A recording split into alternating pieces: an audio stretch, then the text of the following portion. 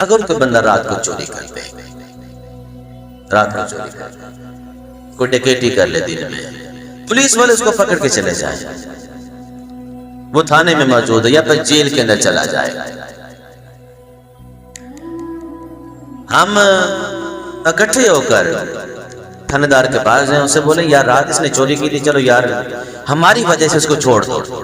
بتائیں کیا وہ چھوڑ دے گا؟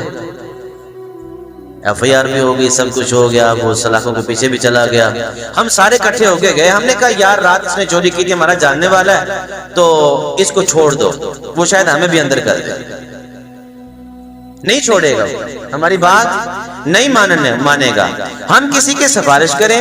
ہم کسی کو چھڑانے کے لیے جائیں تو ہم نہیں چھڑا سکتے، ہم اس کو باہر نہیں نکال سکتے، جو اس کی سزا بنتی ہے وہ سزا لے کر باہر نکلے گا، ہماری بات کی کوئی وقت نہیں ہے، جو لا بنا اس کے مطابق سب کچھ پروسیس ہوگا، لیکن حضور کیسے، حضور کی شان کیا ہے؟ لوگ آج کہتے ہیں کہ حضور کا میلاد کہاں لکھا ہے، میلاد کہاں لکھا ہے؟ اس محبوب کے بارے میں جس محبوب نے مجرموں کو اپنے گلے لگا لیا، مجرموں کو اپنے گلے لگا لیا، رب کے حضور جب کوئی کسی کو نہیں چھڑا سکے گا تو چھڑانے والی ذات وہ ہوگی جس کو محمد عربی کہتے ہیں، جس کو محمد عربی کہتے ہیں۔ آج دنیا میں ہم کسی سزا یافتہ بندے کو اپنی مرضی سے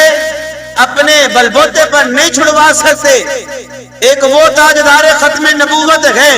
میدان محشر ہوگا، نفسا نفسی کا عالم ہوگا، سارے پکڑے چکڑے ہوئے ہوں گے، کوئی چھڑا نہیں سکے گا، کسی کی بات نہیں مانی جائے گی، ایک ہی ذات ہوگی جس کو تاجدار ختم نبوت کہتے ہیں، سجدے کے اندر سر رکھیں گے، رب العالمین فرمائے گا محبوب سر سے سجدے سے سر تو اٹھا، جو تو کہے گا وہی مان لوں گا، جس کے بارے میں کہے گا اسی کو معاف فرما دوں گا۔ اس محبوب کے بارے میں کہتے ہو کہ میلاد کہاں لکھا گیا؟ جس محبوب نے کل قیامت کے دن ہمیں چھڑوانا گئے، جس محبوب نے ہماری کوشش کروا کے جنت میں لے کے جانا گئے، اس محبوب قیامت آئے تو کہتے کہ میلاد کہاں لکھا گیا؟ اتنا تو حیا ہونا چاہیے تھا کہ جس محبوب نے کل قیامت کے دن ہمیں چھڑوانا گئے، ہم اس محبوب کا میلاد تو منا لیتے، اس محبوب کا ہم ذکر تو کر لیتے۔